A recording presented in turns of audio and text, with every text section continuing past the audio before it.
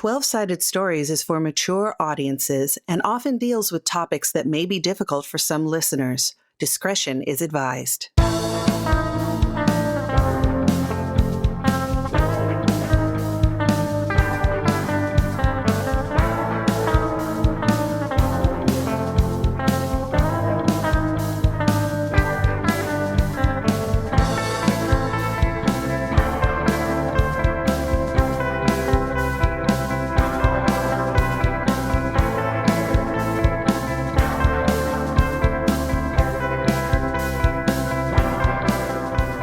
Hello, and welcome to The Foundlings, a 12-Sided Stories City of Mist actual play. As always, our games are story-heavy and rules-light. And now, introducing our Master of Ceremonies, Pooja Sharma.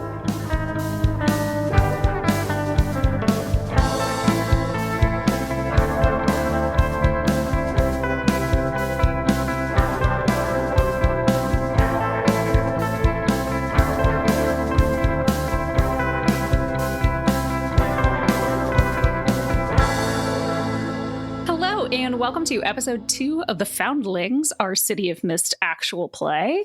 I am Pooja, and will be your Master of Ceremonies, and I am joined by some wonderful players who I will have introduce themselves, starting with Mac. Hey all, I am Mac, and I am playing Beatrice, who is, I don't think we really discussed Mythos much yet. Now, tell the people who you are. Well, I happen to be it's not so much a reincarnation as much as you have a legend growing inside of you in a not creepy way. And no, maybe it is creepy. I don't know. Potato. Rappaccini's daughter. Look it up. I am not going to explain it right now. Hey, I'm Michelle, and I am playing Siobhan O'Neill, and the legend growing inside of her is that of the puka from Irish folklore, and she's going to have some fun with that. Hello, I am Bly, and, I have the legend of Cocopelli growing inside me, hence my musical affinity. Oh. Hello, I'm Wes Otis, and my legend is Robin Hood. Before we start, please consider supporting the show through Patreon or on Ko-fi, spelled Ko-fi. Now, on with the show.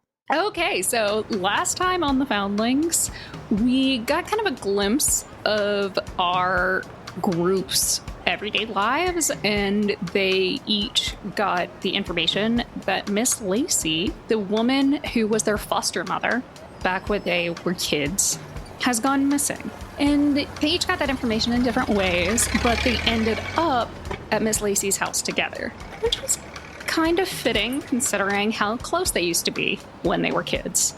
And they met with Seth, who was a foster kid at the same time that they were, but a few years younger. And while he seemed to have a little bit of trouble, he did have the kids in hand. But he asked them to meet with Miss Lacey's friend Agatha because no one had heard from her in over a day. And cops weren't really helpful yet, but we do know that she's not in any of the local hospitals. So when we left our group, they were going to Agatha's.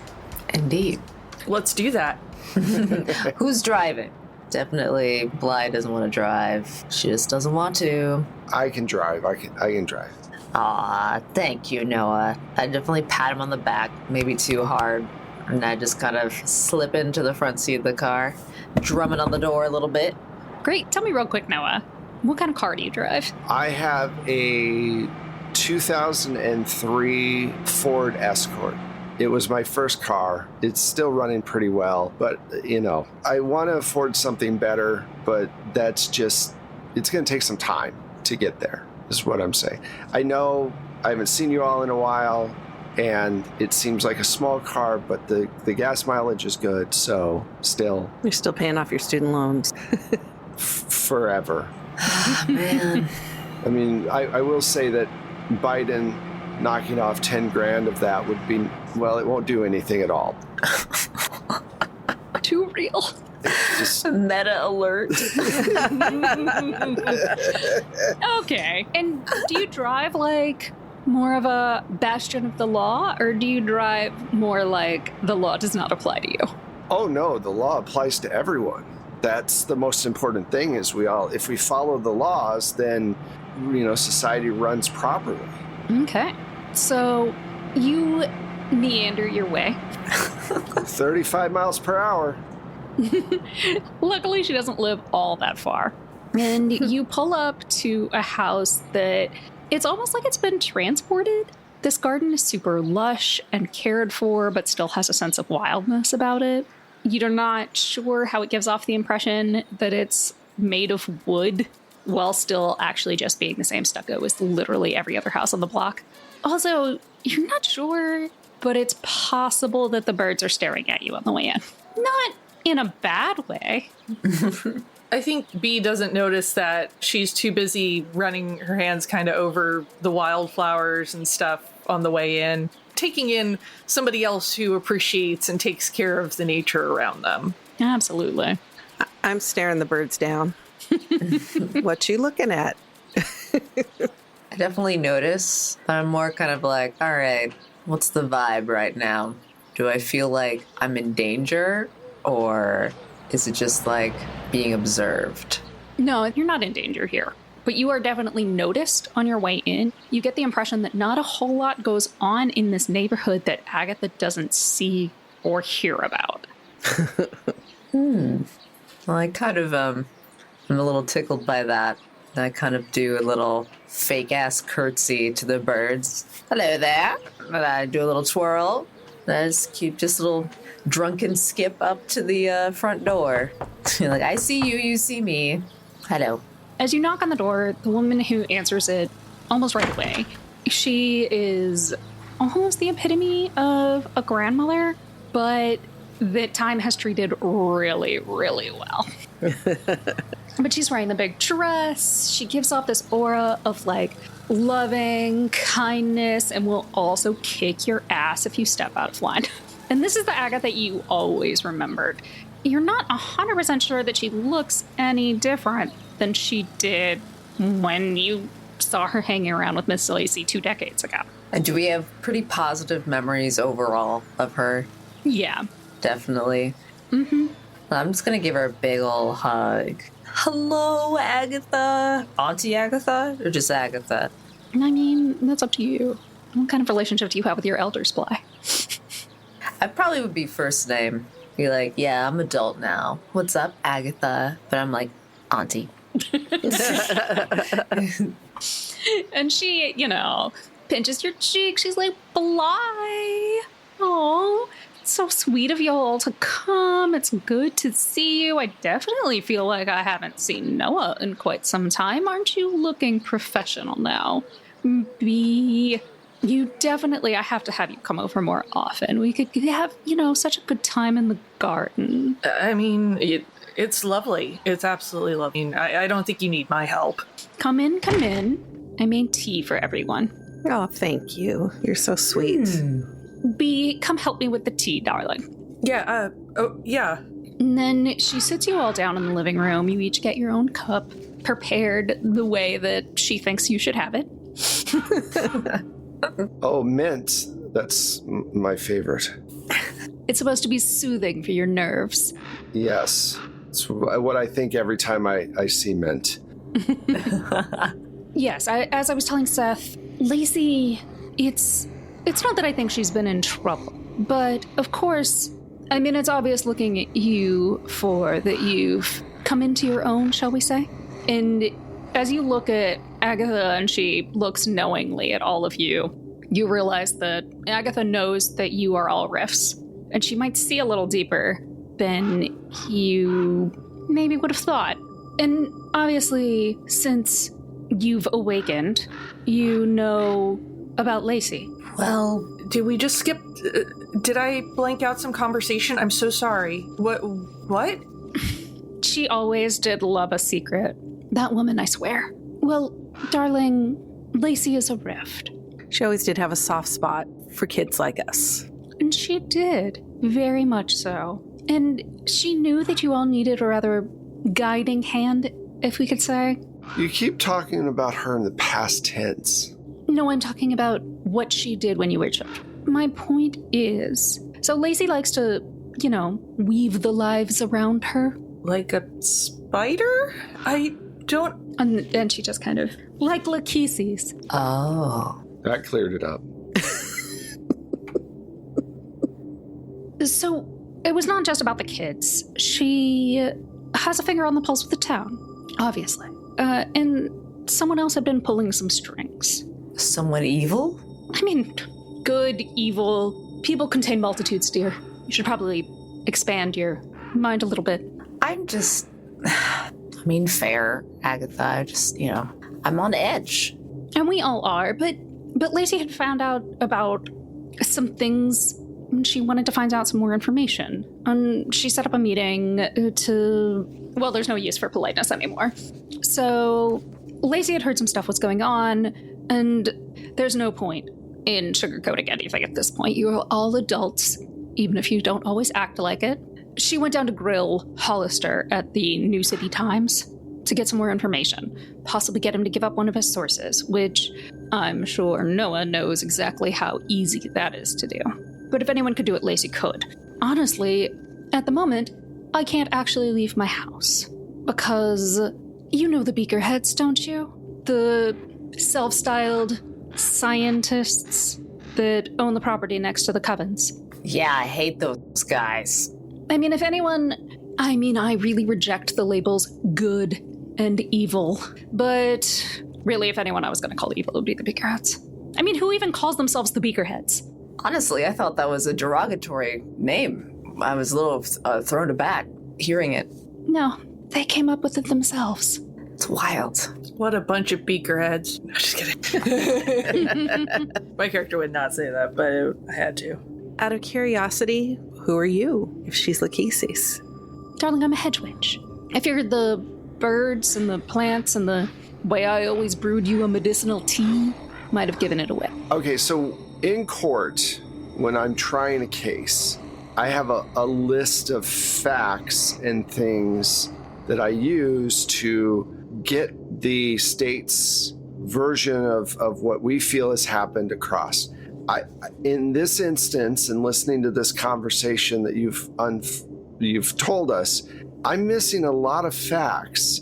So Lacey went down to grill someone at the newspaper. Yes. But why? What thing did she want to grill him about? What hornet's nest has she hit with a bat? Oh, darling. If I knew that, I would have already told you. I'm confused, is what I'm saying. Very, very confused. Lacey keeps her own counsel. Clearly. And so I don't have the specifics on what she was looking into. The best I got was that she weaves the skein in a certain way, and that things were warping. So I know she wanted more information about that to see who else was out there. But more than that, I couldn't tell you. Lord knows, dealing with my own troubles, unfortunately, at the moment. So I wasn't able to go with her to this meeting with Hollister. So when was this meeting gonna take place? It was yesterday afternoon. She was meeting him at his office, I believe, down in the city center. What do we know about Hollister?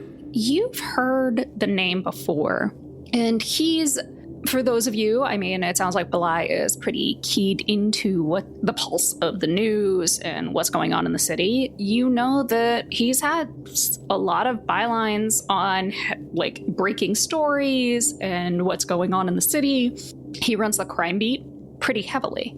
So it's kind of a surprise that Lacey would know Hollister and know him well enough to get a meeting and try to grill him and get information from him. Mm-hmm. Is it almost uncanny how much he knows about the crime? I don't think any of you know him that well. It could be chalked up to really good reporting. Could be something else. We'll keep an open mind. And I'm sorry, did I miss why Agatha can't leave her property? She said it was the Beakerheads next door. These scientists. Wait, are they science cultists or are they actual scientists? None of you, I think, have a specific tie to the Beakerheads.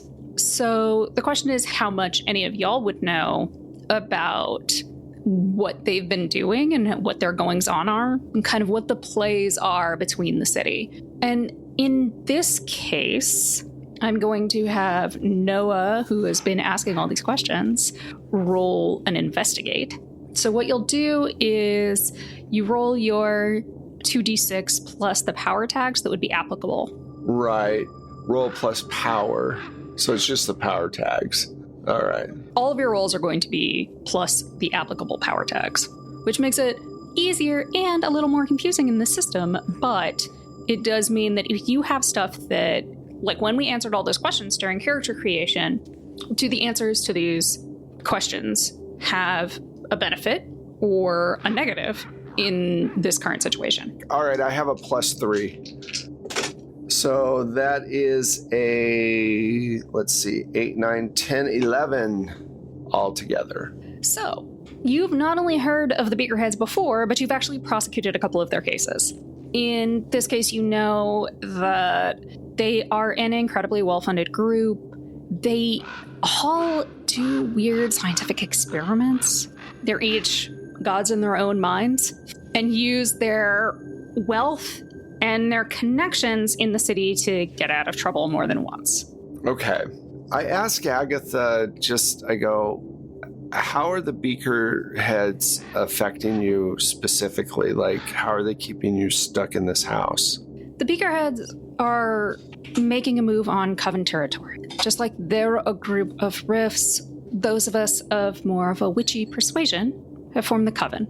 And we own a small amount of property just outside the city limits. It abuts the Beakerheads' laboratory space.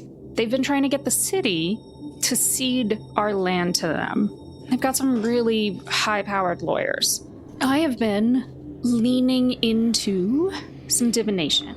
Currently, I can't leave. This is a tense situation. If we lose our property, we will never get it back, and who knows what'll happen with them. Loss of land is loss of life. Exactly. I'll look into it and see what I can do.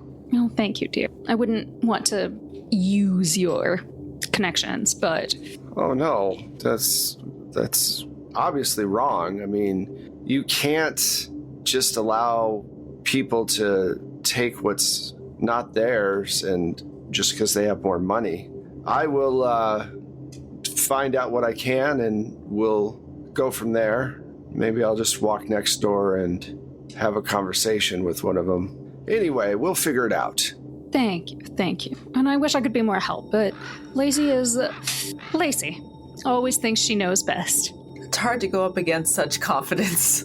We just found out about the beakers, and I was also considering maybe rolling to see if I had encountered them out in the town, perhaps in the audience of a show or something, but I don't know. I feel like, Noah, you found out enough, right? They're basically science cultists, rich, weirdly funded assholes. Right. Beaker bros. Beaker bros. Well, I have a question. So they do evil, weird science stuff, but like, what kind of evil, weird science stuff are we talking? Are we talking making weird byproduct plant people? Or like, they want to make stuff that blows up? I mean... From what Noah knows about them, most of what they deal with is inorganic. So they aren't making plant people, but they are figuring out new power sources, but also monetizing them. Okay. You wouldn't actually be surprised to find out that one of them had like a Department of Defense contract or 4. Got it. Okay, that helps me a little bit. If you wanted to, it's possible you could find out more from Frankenstein's monsters. Yeah. Because while they aren't necessarily experimenting directly on people, that doesn't mean that they haven't had fallout. Sure. And the Frankenstein's monsters are the most likely to have encountered that fallout or been, part of it in some way. Okay. Well, this is all real good information. I think for B's sake, it's going to be like the back burner thing going, with Lacey being at the forefront still here. Yeah, absolutely. So Agatha kind of shakes off. She's like, I really appreciate your help. And from what I understand, Lacey had set up this meeting yesterday afternoon with Hollister. It was only supposed to take a couple of hours. And I made her promise not to go off half-cocked to confront someone, because we all know that she would. But I do know that she keeps her promises. So I guess the next person we're visiting is Hollister. Where did she meet him? She told me that she was meeting him in his office. The New City Times has a quite substantial building that I think you would all know in the city center. It's the kind of quintessential newspaper high-rise. Daily Bugle. Yeah.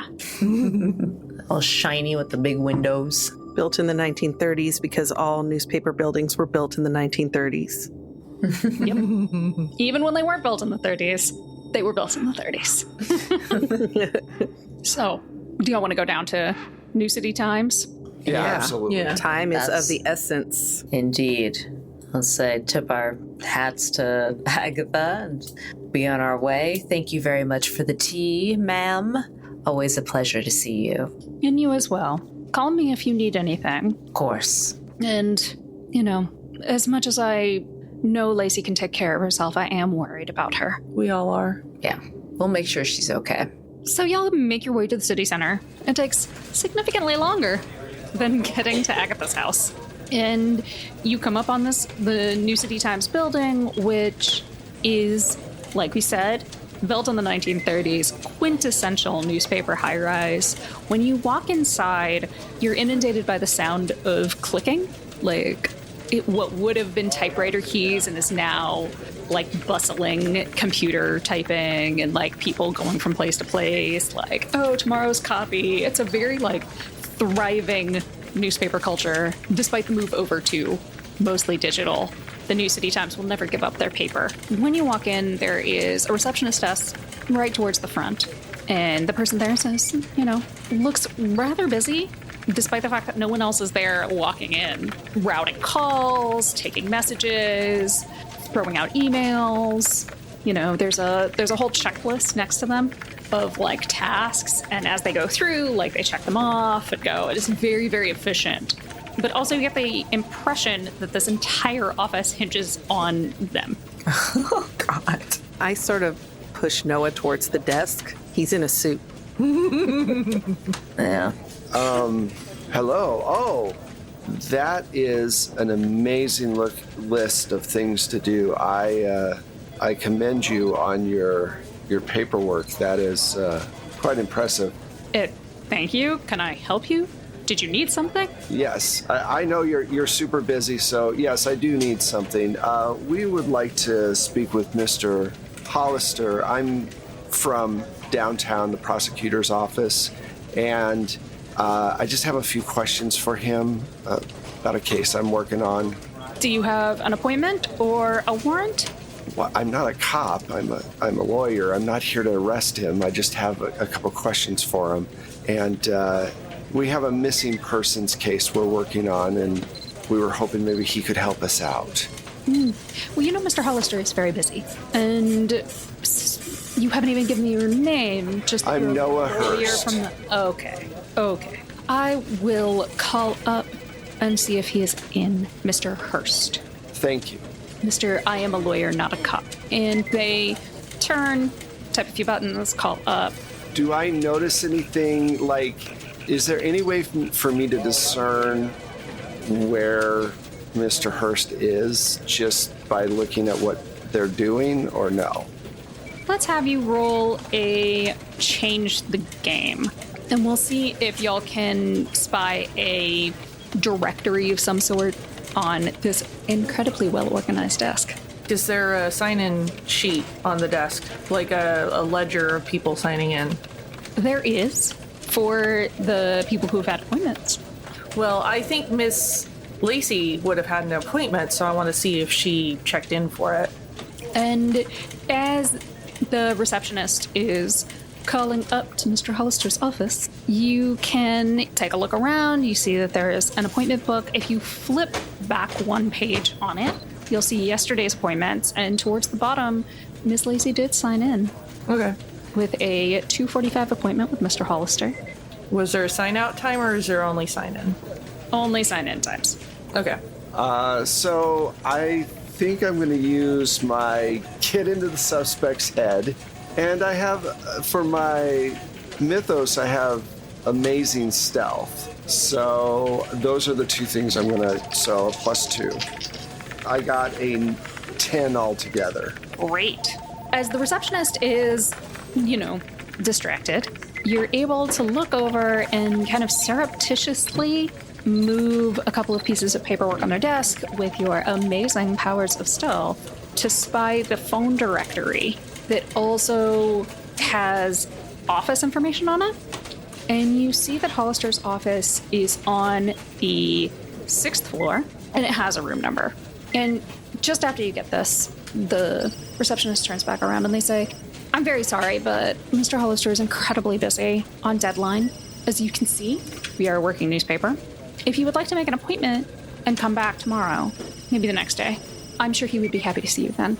And if you'll just, I know you are Noah Hurst, but the rest of you, are you Mr. Hurst's assistants?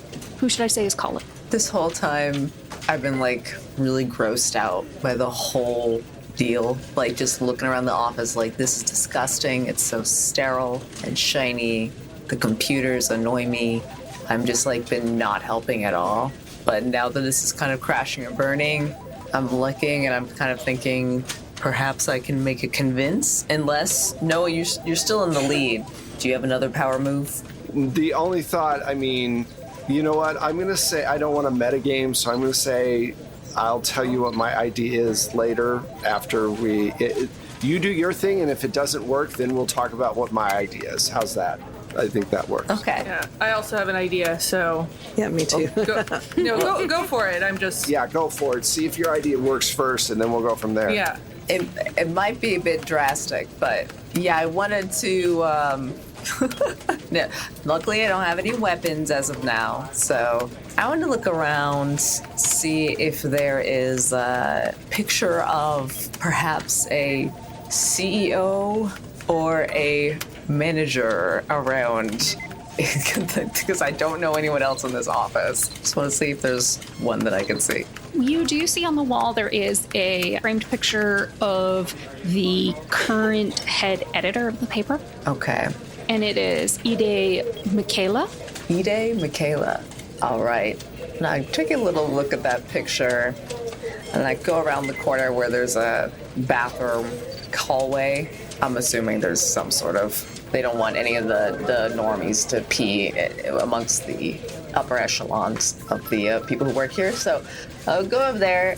I want to use my illusion ability where I hum a little tune, and I'm going to try to wear the skin, hopefully accurately.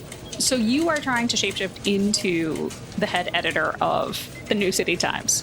Yeah, well, yes. And does it matter that it's a glamour rather than a shapeshift, so my bones aren't changing? It's just how they're perceiving me? Does that matter? It probably doesn't matter. No. Okay. It's probably less creepy, but... What's all that cracking sound? But I will say that it is really difficult because the receptionist is looking at y'all. Okay, so they did see me go around the corner, because I'm trying to get out of eyesight, if it's possible. So you're going around to the bathroom, and then you want to come back around as this person. Yeah, okay, great. Yeah, roll it. All right, wait, okay, so now it's my turn to count up your power tags. So you're, in this one, it seems like the power tag, the power tags that would be applicable would be that you hum a little tune and cast a glamour, and that people trust you too quickly. Yeah, okay, yes. And then I am also going to say in this case that you can use dangerous and aloof, because that's the kind of in charge CEO vibe that you're going to use on this. Okay, I think I understand that. So it will be my 2d6 plus 3 in this case. Mm-hmm. Awesome. All right, come on, success. It's kind of drastic. That's why I was like, anyone else want to go first? So I rolled 3 and 3, 6 plus 3, 9. Awesome. I'm going to say that in this case, you were going with, this is a take the risk. That makes more sense, yes. Because you're not someone to adding a tag to give somebody else an advantage. You are, performing a very risky or outright stupid feat. Yes. Yes. And that when the receptionist sees you come back around the corner, they're like, "Oh, Miss Michaela, I had your appointment waiting for you in the lobby of your office. I hadn't realized you came down. I thought you were still on the conference call. I am so sorry. I just hold up my hands. Shh. I don't say the shush, but that's what it means. Silence peon. I say, Hollister, Hollister, Hollister, just pointing to each of them. Come. And I go straight to the elevator, hoping it doesn't need an employee ID pass, because the one around my neck is fake. It does not exist. I am going to say that they are confused and they follow you. Actually, this is where my plan may come into play. I love it. Do it. Yes. So, since the receptionist was asking what our names were, I was going to lean in and go, by the way, they call me B, and shake her hand because I have withering touch to try and sap her a little bit because she's kind of a bitch. They are a little bit. Yeah, it was kind of like, okay, you're being rude and also making the move to follow us. Let's not do this. Yeah, so what you want to do is reach out as they go to follow you to the elevator to try to continue to talk to the head editor, as they think Bly is. And then my thing will come in a second if that's okay. Okay. Yes. I want to steal the security pass off their neck. Awesome. So I'm going to say you're going toe-to-toe with the receptionist. That sounds about right. So give me a roll plus the applicable power tags. At this point, I'm trying to think if I've got something else applicable except Withering Touch. I weirdly have a weakness tag that's entertaining in this moment. And I can't remember the benefit of invoking a weakness tag. There is a benefit to invoking your weakness tag. Yeah, because I have socially inept. So it will... Why did I just look this up, before we started, and it has run away from my brain? Yeah, it's like something about improvements or something. I don't remember. So that basically I'm just rolling straight dice and because they cancel out. So that's fine. So this could go real well or real bad, and either way it might. Mark attention on the theme that you invoke the weakness. Got it. All right, I will do that. And I got a 9. Okay. So I'm going to say that in this case, you get to choose one. So 7 and 9, you choose one. You either, you can manage to achieve your goal, which, you take their hand and kind of have them be overcome with a little bit of faintness to get them to stop following you. Yeah, kind of rogue zap them. I think that's the most applicable here. Sure. So I'm going to say when you grab their hand, they're suddenly it's oh man, I'm super late at it. I shouldn't have skipped lunch. Oh, low blood sugar is no joke. I know all about low blood sugar. And they stagger a little bit and fall behind. And then I smile a little bit as I turn away from them. As they stagger back, I'm going to lift the security pass off them. I'm going to use Amazing Stealth and the King Can't Catch Me as my tags. So I get a +2 for this. And you know what? I think this seems like I could use maybe the gang trouble magnet as well. This could be a big trouble magnet situation. So, Linda Hand. I think Linda Hand would work better because I am lending a hand. We have trouble mag. Oh yeah, there's weakness. Yeah. Yeah. So I'm going to do Linda Hand. So that's 3. Yeah, because you're grabbing this employee pass in order to shore up Bly's glamour and get y'all up to the 6th floor. All right, so I got a 13. Awesome. So you're able to, using your amazing skill, just unhook the lanyard in the back of the receptionist's neck without them noticing at all. As they turn around to go, grab a quick snack at their desk, wondering how, oh man, I really need to stop skipping lunch. My doctor told me that this was a problem, da-da-da. And they don't even notice as basically the lanyard, disappears off their person. So now you have it, and Bly is successfully mostly. Successfully going through to the elevator. All right. You do get a couple of, like, odd looks from people, but they assume since the receptionist hasn't stopped you, and they are very good at their job. And I'm humming some weird tune. I have one stuck in my head, but I don't want to get us copyright so we don't have the license for that song. But yes, that is the one clincher for my powers, that I have to be kind of humming a little something. But also, once someone has it stuck in their head, then the illusion stays for as long as they remember. So yeah, just being a little weird. Walking up to I'm like, where are we going, guys? Somebody remind me. 6th floor. 6th floor. All right, 6th floor. Woo! I definitely hit that 6 in the elevator after accidentally hitting the 3, and it's okay. Yes, once we hit that floor, I'm gonna drop the illusion. Okay, great. Once you're in the employee areas, you don't get stopped anymore. At this point, like, the receptionist is the guard dog of this building, and they are very good at their job. So up here, people are working. You've got reporters going in and out. You see people on the phone, whatever. But, like, nobody is trying to keep you from getting to Hollister's office. So as you walk in, the office, it's like an explosion happened of paper. There's just notes and stacks of books and other stuff just everywhere. And you get the impression, like, this guy is completely old school. Like, if he knew how to use a computer, which obviously he does, there's one sitting there. I mean, the keyboard's half buried under notebooks, but ostensibly he knows how to use the computer. As a paperweight. But it is like, this guy lives his job. He has a kind of, like, if you didn't know better and you're not sure you do know better, the start of a conspiracy board behind him. But everything, there are no photos on it. So it is just like a mass of string and code names, because otherwise he has decided to take down the local pizza chain because he has a problem with the supreme meat lovers. This is not supreme meat. Make it more supreme. Supremer. So he's obviously been working on something really big.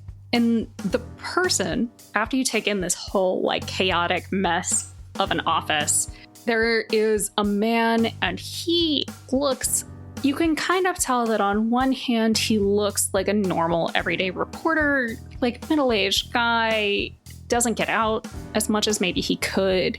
And on another hand, he looks like he stepped out of a 30s movie. He goes with that building. And he is working and typing and writing and on the phone, all of these things, like all of that impression, like he had like 6 espressos already, and he's working on number 7, and he's gonna have at least 3 more. So he's on the phone right now and talking loudly and doing stuff, is what you're saying.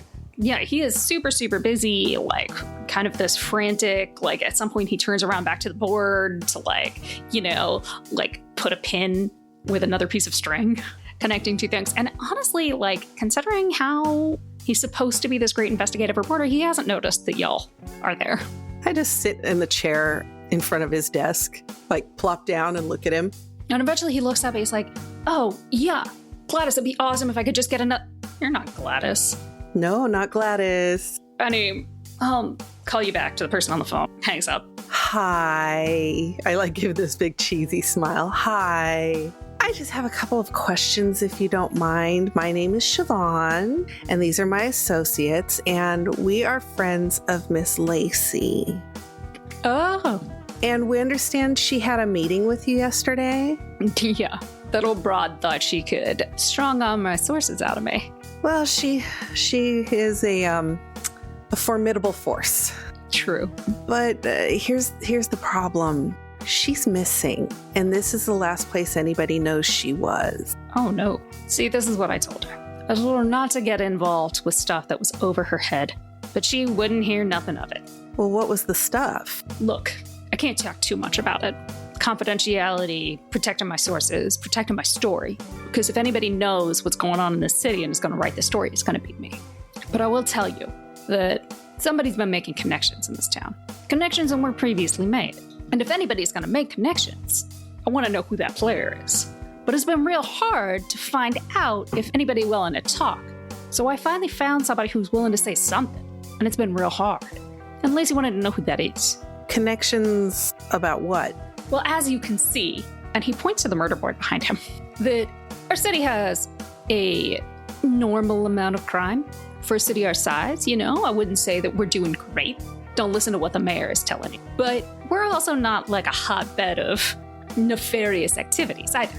We do what any normal city does, but you have your groups, and they don't usually get along because everybody's fighting for a piece of the same pie. Everybody wants a bigger piece. So you don't normally get a lot of disparate elements working together. But lately I've been noticing that we've got a couple of burglaries that don't look like your standard Thieves Guild's activities. Somebody else has been getting in on that action. But the Thieves Guild won't let you just horn in on their territory without retaliation. But what we haven't seen is any retaliation. So they're doing it with permission, possible. This is what I'm trying to find out. And it ain't just the Thieves Guild either. I tell you what, I can't give you all but we've got entities working with other entities. And that don't normally happen. I understand your need for confidentiality. However, potentially lives are at stake. You don't think that that's worth telling us more? You could be the big hero that cracks the story of a missing person. How about a deal? I mean, you're obviously stuck up here and doing all this work and trying to do all this legwork. We're just interested in finding Miss Lacey. We're not really interested in the rest of the crap. So what if we give you any information that we find out? We basically become sources for you, investigators that work for you. You give us your sources so that we can find out what happened to our friend. Honestly, if you crack the story, I think it's great, but our friend's in danger. And if making a deal with you is going to give us a lead to her, then let's make a deal. And he, sits back a little bit, says, I don't want nothing to happen to that broad. She's a good lady. Yeah, she is. And specifically looks at me. It's like, we're not talking, I'm not 100% mercenary person, but I know a good deal when I'm offered one. And reporting ain't just about whose name is on the byline, but who's paying attention to what's on the pages. So the more information that we can get here, the better off we'll be. So I'll take you up on your offer. We're going to say, you give me this information, and only me, and we can work together on this. Is that okay with everybody else? I'm good with that. We got no one else to give it to anyway. It's just like, yeah, if it will help us get Lacey, she's basically our freaking mom. Anything to bring her back. I'm just looking at Hollister like, please understand how important this is. Okay, we're all in agreement. So, yeah, we'll do that. We'll give the information just to you. You just have to point us in the direction that you want us to start investigating. Well, like I said, the thing that really got me on this trail is there's been a series of burglary. These aren't your normal everyday capers. They're coming in, they're hitting specific high-value targets. People who would normally be protected, if you know what I mean. But also, people whose security systems are a little bit out of the ordinary, if you also know what I mean. Are we talking medieval, futuristic, animals? So many directions to go, honestly. Medieval science fiction animals? I'm sure what you put your mind to, it's anything is possible. Yeah, and Bly's rolling her eyes.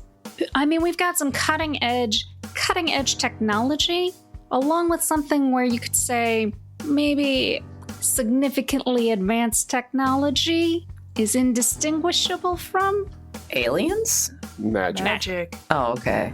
Are you sure you're up for this? I'm trying to be creative. I'm trying to be thinking outside the box. The magic.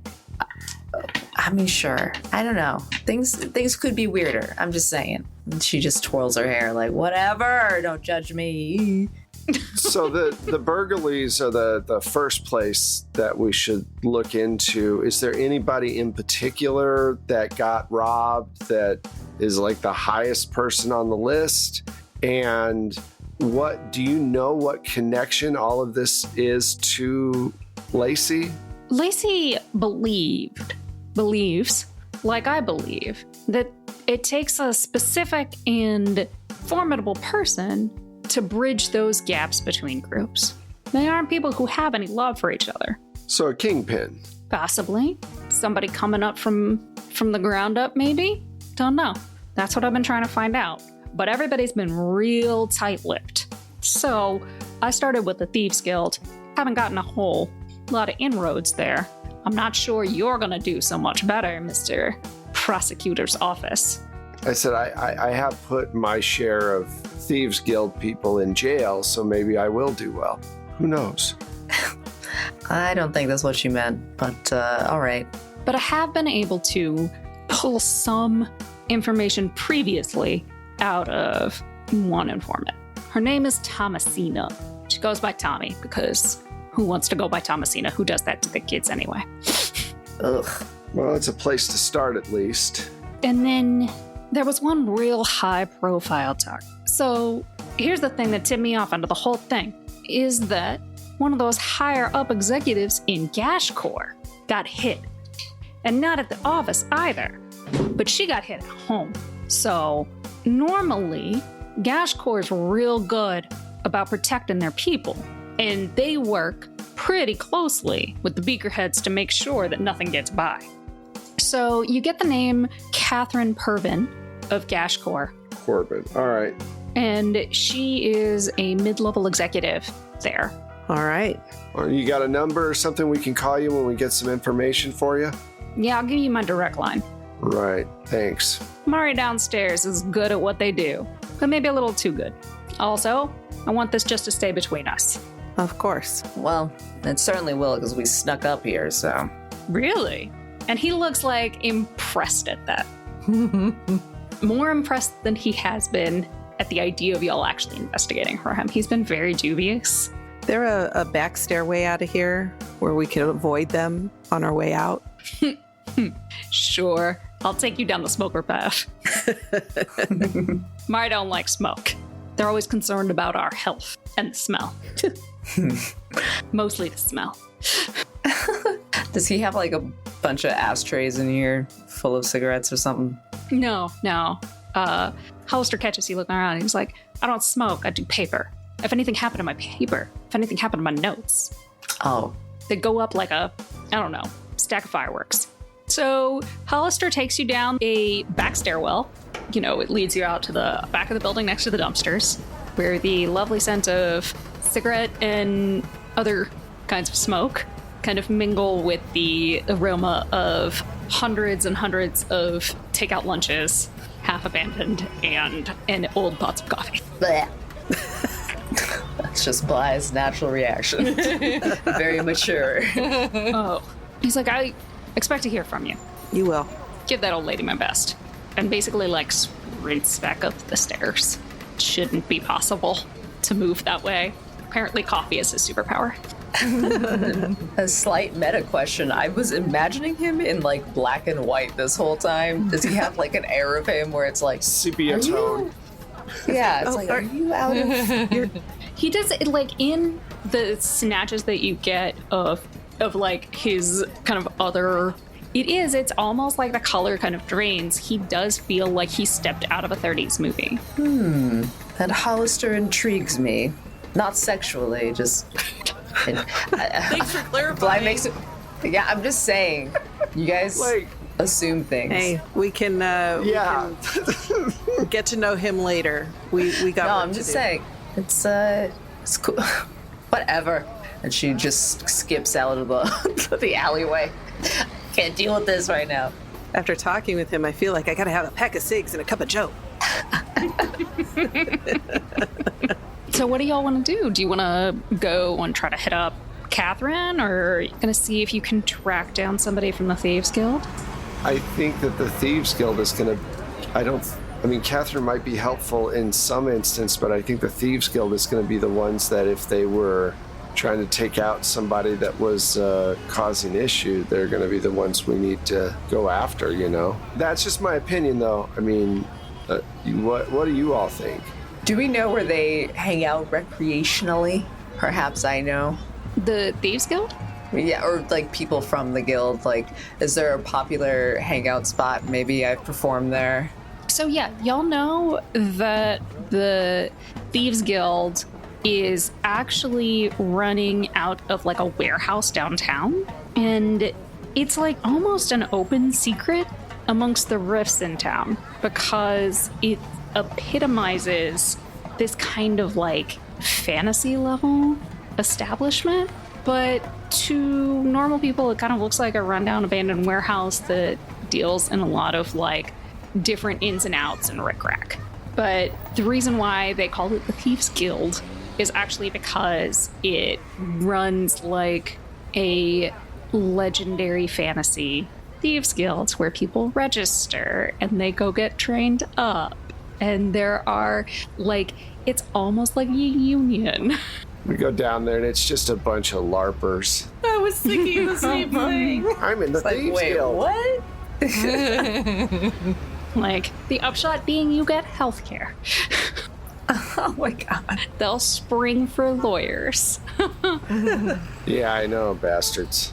The downside being they make you wear cloaks when you're in there. Not really, but but the building itself gives off an aura of like being kind of out of time for the people who know how to see it.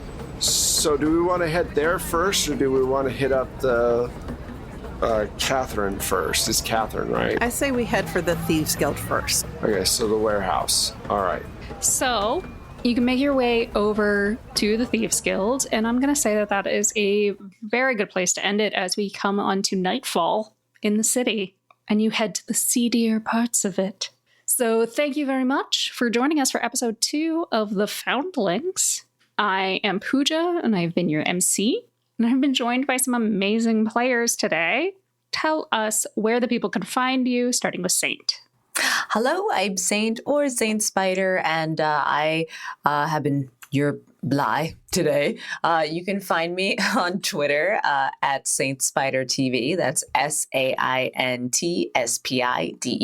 TV. And yeah, just say hello. I'd love to say hi. Hey, I'm Michelle, and you can find me on Twitter at Michulu. That's MICHULHU. You can also find my music and Wes's amazing sound effects if you subscribe to Plate Mail Games through BattleBards. Hey, I have been and will continue to be Mac Beauvais. You can find me online as @StrangeLikeThat, the Twitter, Instagrams, and the Facebooks. Awesome. And I am going to add in that you can find me on Twitter at LADesigirl. That's LADESI girl. Pretty much all the other socials is Forgotten Saves. And I am Wes Otis. You can find me at Plate Mail Games on Twitter. You can find us, the podcast, at 12-Sided Stories, the number 12 in Sided Stories, on Twitter. You can also find us on Twitch on Tuesday nights, usually running different games like Call of Cthulhu and whatnot over there. If you want to help out the podcast, give us a shout out on social media, give us a review on your favorite platform, or join us on Coffee or Patreon, and also come over to our Discord. We have a really cool Discord, and we'd love to see you over there. Let us know what you think of the show. If you want to talk to us about characters or whatever, that's a great place to go. So again, thank you, Pooja, for running. And thanks, everybody. We will see you next week with more Foundlings. Bye. Bye-bye.